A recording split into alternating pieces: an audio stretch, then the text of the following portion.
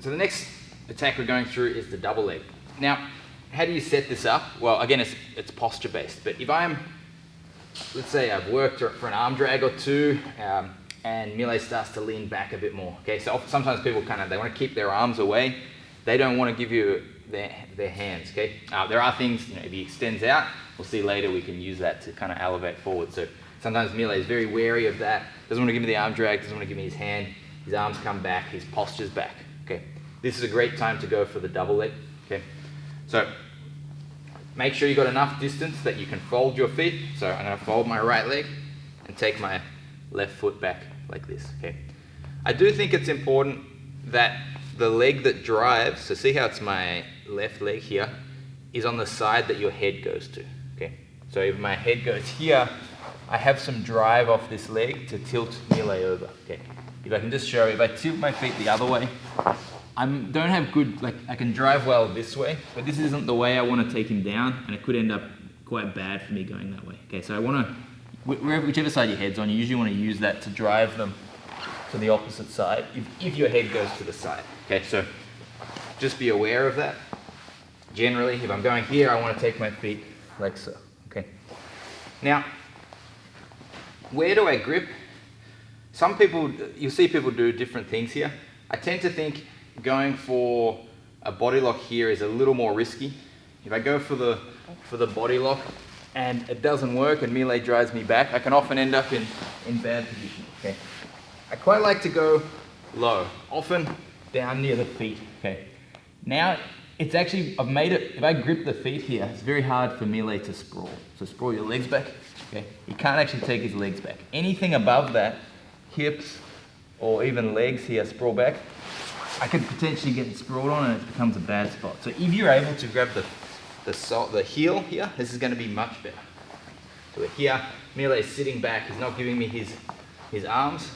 I'm going to take my feet to the side, drive forward, and connect. Okay.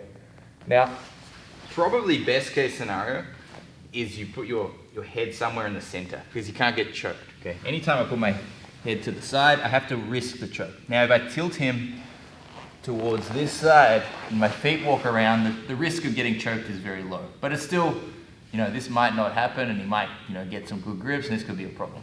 If you put your head in the center, here, and my head comes to the center, there's no choke and I have good drive. Okay. Again, you need a bit more distance for that head to come in the center.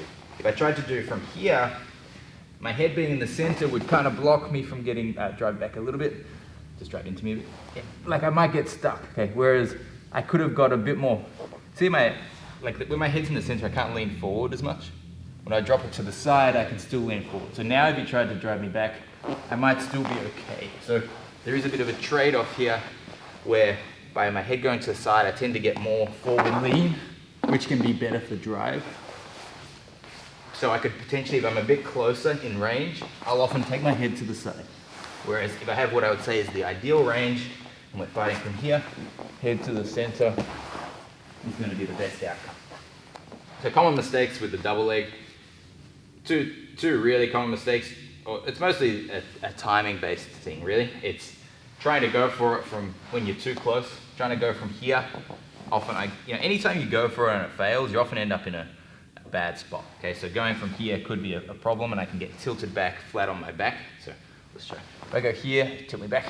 Yeah. This is, anytime I get pushed back like that is generally not as good. So when you go for it, you want to know that you've got good timing. So there's that. Or if his hands, when his hands are ready to push. If you try and go for it here, there's no way I'm going to effectively double leg through his hands. Okay, you're going to have to clear them. Maybe if you want for a moment, you could move the hands. You could, if they're kind of floating, you could kind of swat them out of the way as you come forward. But it's generally a better idea to be trying to pull forward, and Mile's reacting, trying to not let me. Now I'm trying to pull and hit the timing like that. So summary for the double leg: make sure you got enough range here.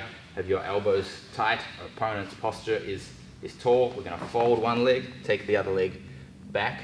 Our head's either going to go to the center or to the side. We're going to grip down near the heels, drive, and land our body on the opposite side to our head.